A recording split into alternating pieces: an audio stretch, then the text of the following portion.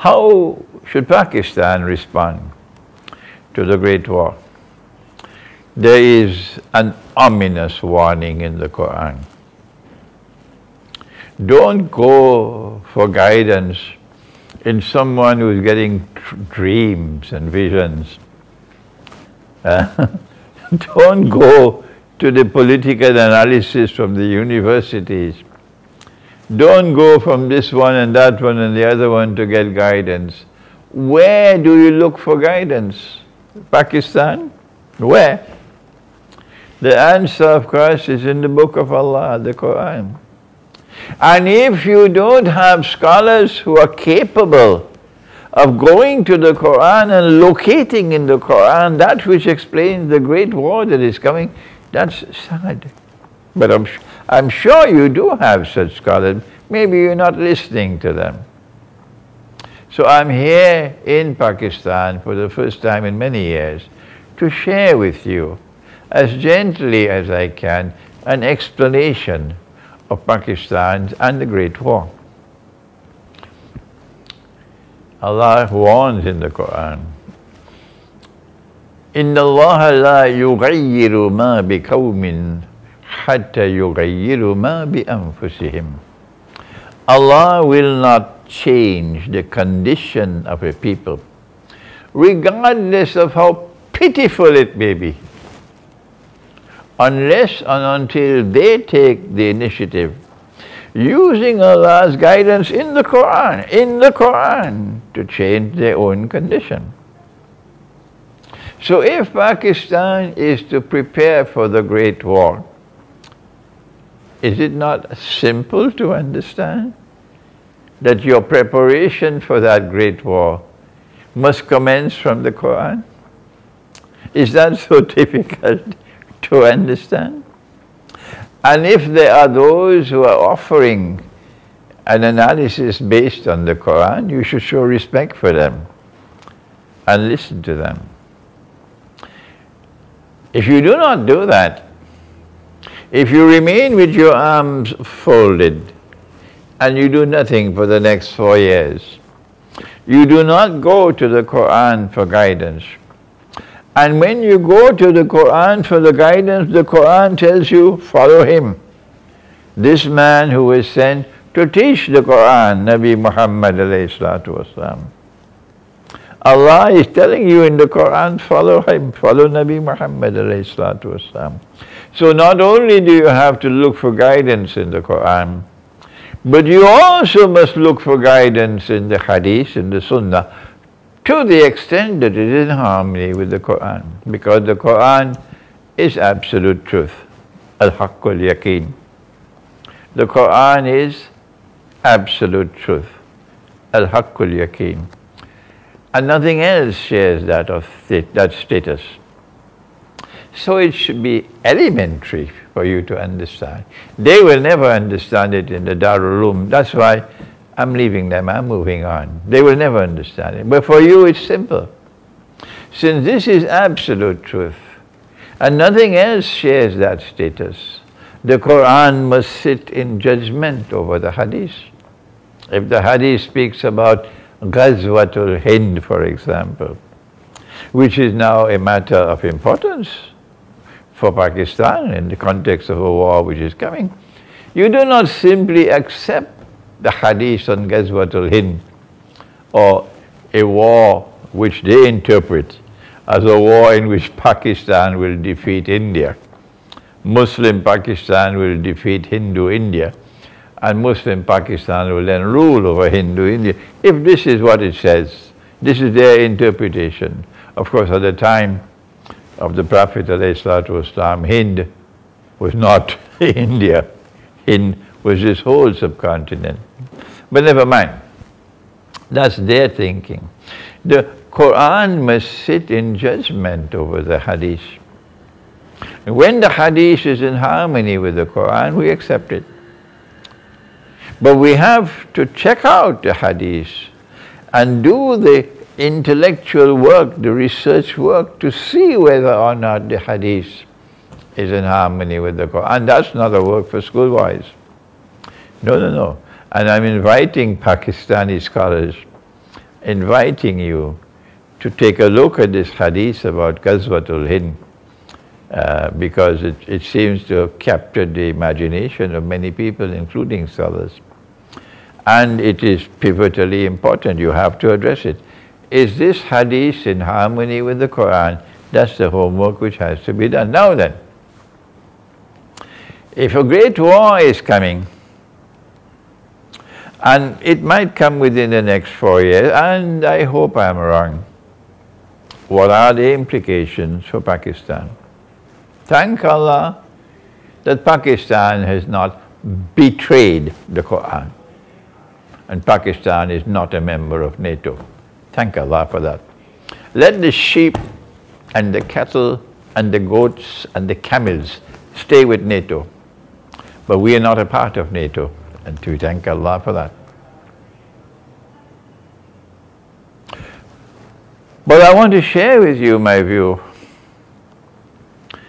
that not only would the world of Islam not be participating in the Great War, only those satraps of the West will be joining in that war, not the rest of the world of Islam, confirming what the Prophet said, and whosoever joins with them belongs to them, not to us.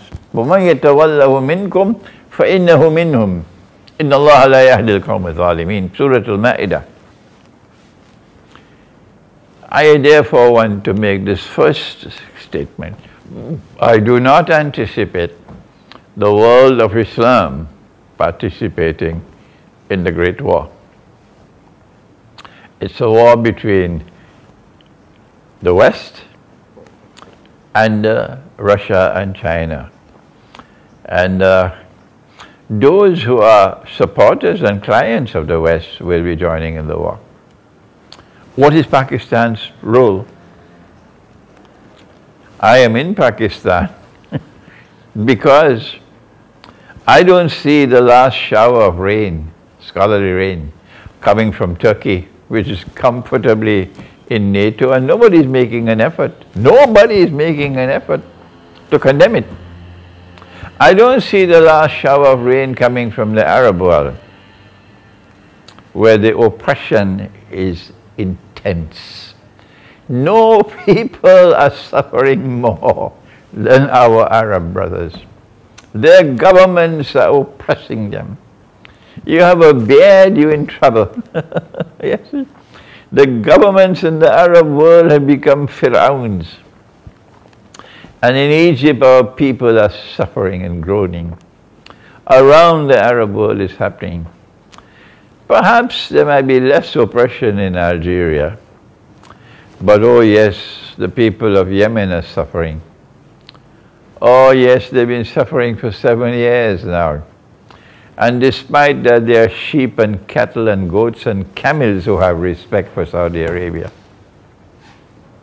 The people of Syria have suffered immensely because of this bogus jihad, and yet they come to snipe at me. This bogus jihad. The people of Iraq have suffered so much. The people of Libya are suffering terribly. Around the world, our people are suffering, in the Arab world particularly. But we don't see Arab scholarship recognizing Gog and Magog. No. We don't see Arab scholarship recognizing that Gog and Magog are those who control power in the modern West. So that's why I'm here in Pakistan, because I believe that Pakistani Islamic scholarship, inshallah, will emerge, which will be the last shower of rain. And it will be therefore capable of explaining what would be the implications for Pakistan in the Great War. A great war in which Pakistan will not be intervening in the war on either side. And my answer is that in the same way that the First World War and the Second World War, in which millions died, they had to be waged by the West in order to bring about the transition from Pax Britannica to Pax Americana. So too I am explaining to you today my eschatological view that the great war which is coming is a war which is planned to make possible the transition from Pax Americana to Pax Judaica. And when that transition takes place, then Israel will replace the United States as the ruling state in the world. Is it possible that this would happen? Is it possible that Israel can replace the United States of America as the next ruling state in the world? Let's use money to check it out. Answer: they've already taken gold and silver out of the market, and they replaced it with bogus and fraudulent and utterly haram paper money. How many years ago? 100 years ago. And they moved from paper money to electronic money, to cryptocurrency, to bitcoins, to digital money, to the petrodollar. And they're now poised to bring one currency to mankind. And we say these cryptocurrencies are there to give a soft landing to that monetary system. And the one currency for all of mankind is around the corner. And who will control it? Israel. Do I need to continue to provide the evidence that they're well on the way to Pax Judaica? And I'm not just dreaming that this is solid analysis. The implication for Pakistan of the Great War is that Israel wants to replace the United States as the next ruling state in the world. And when that happens, Pakistan is enemy number one in the world for Israel. How should Pakistan respond? Is preparatory for Dajjal to appear in person in Jerusalem and to declare, I am the Messiah. But he can't do that unless Israel becomes the ruling state in the world. And the ruling state in the world is a state which cannot be threatened by any rival or any combination of rivals. And that is where Pakistan poses a problem. So the Zionists would say to you, for us, the greatest danger comes from Pakistan. That's what the Zionists will say. Because he realizes that the Great War is meant to destroy mutual destruction. And in the post-Great World War, Pakistan is the greatest threat. Why? Not only because the Pakistani people will never submit to Israel. You wouldn't find Pakistan at this time ever joining NATO. Not Pakistan. You find that in Turkey, but not Pakistan. That's why I'm in Pakistan. Pakistan is not going to enter NATO, join NATO. Pakistan is now moving away from Washington. After the leaders of Pakistan have betrayed the truth for how many years, finally a leader has come to Pakistan who has said, we will not fight America's wars for America anymore. Yes. Thank Allah that age of darkness is now going, when this country was a chamcha of the United States. Chamcha of the United States. No, Pakistan is now correcting itself. And the Pakistani people are not only showing this backbone of resistance to Western oppression, to the Western oppressor, and to Israel, but more than that, Pakistan has become a nuclear power. And the Pakistani nuclear weapons have the capacity to reach Israel. Oh yes, I won't tell you how. I know that. I won't share that with you. The Pakistani nuclear weapons have the capacity to reach Israel. And so, what will happen to Pakistan in the Great War? This is my analysis, and you must never accept my view unless you are convinced that I am correct, because I am a man who makes mistakes. And I have to correct my mistake. Alhamdulillah, that once I recognize I've made a mistake, I hurry to correct myself. I don't hide it. I believe that Israel has already planned it. That as soon as the Great War begins, Israel will launch an attack on Pakistan.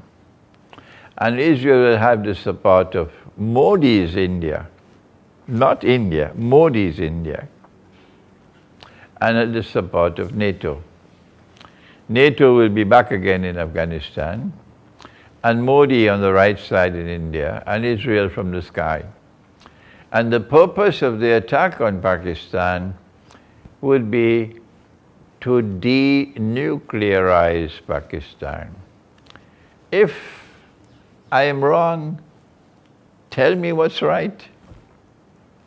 This is not fantasy land. This is mature analysis.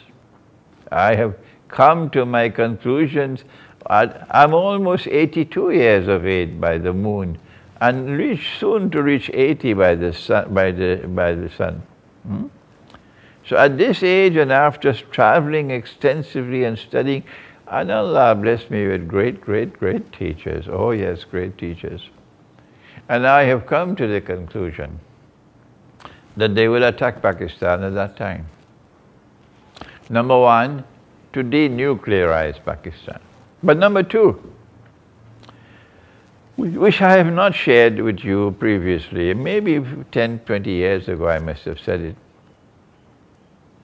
that when they denuclearize Pakistan, if they succeed, we cannot risk Pakistan rising up again. Because if you attack Pakistan, the Pakistani people are going to be mad at you. The Pakistani people are saying, we don't mind if we have to eat dal and roti. But every single Pakistani is going to come after you now. That's this nation. And it's not just Pakistani Muslims. It's all Pakistanis. Because the Christian and the Muslim will be brothers in Akhir Zaman. Not those Christians who belong to Bandarabad. That's another subject. What about Pakistan and the Hindu? And in preparation for that great war. Number one, they want to denuclearize Pakistan. But number two, their plan is to break up Pakistan into bits and pieces, as they did previously in that war which East Pakistan broke away. And so Pakistan has a danger that they will break it up into bits and pieces so that it cannot rise again. And if they succeed with that, only then can Pax Judaica be established. Pax Judaica, no Jew will accept Dajjal when he declares that I am the Messiah if Pakistan still has nuclear weapons. No. So what should Pakistan do to prepare for that war? I am not going to disclose in this video. I will not disclose all the things that Pakistan should do, because some of it I can share only privately. Only privately. But I can give the contours without the specifics of what Pakistan should do. Number one, in the same way that Pakistan has built a solid alliance with China, similarly Pakistan must do the same thing with Russia. And I don't think I have to convince the Pakistani people of that, because they already understand that. There will be no people opposing this view. What do you need to do in order to establish an alliance with Russia? Well, you have to stop sitting on the fence. Iran has consistently followed a better foreign policy than Pakistan. And so Islamabad, it's time for you to wake up and have a foreign policy that is plain and clear and transparent like Iran's. Imam Khomeini pointed to Washington and he said, "You are Shaitan al-Kabir, the great Satan." So Iran is not sitting on the fence. No. And from that day to this day, Iran has consistently built a solid relationship with Russia, while Pakistan remains sitting on the fence. I don't need to speak further on that, because you know the truth. So you have to build a strong relationship with Russia, and there are things you have to do which I'm not going to disclose in public. But secondly, you have to ensure that that warmongering government in India, not every Indian government has been like this Modi government, that warmongering government in India does not have the next 4 years to continue brainwashing the masses of India with anti-Pakistan venom. You have to devise a strategy in which you'll be able to meet, to be able to penetrate the masses of India and to show and explain to the Indian people that no, Pakistan is not an enemy. What should you do? How can you pursue such a strategy? Again, it's not appropriate for me to speak publicly on what can be done, but this is a major policy requirement.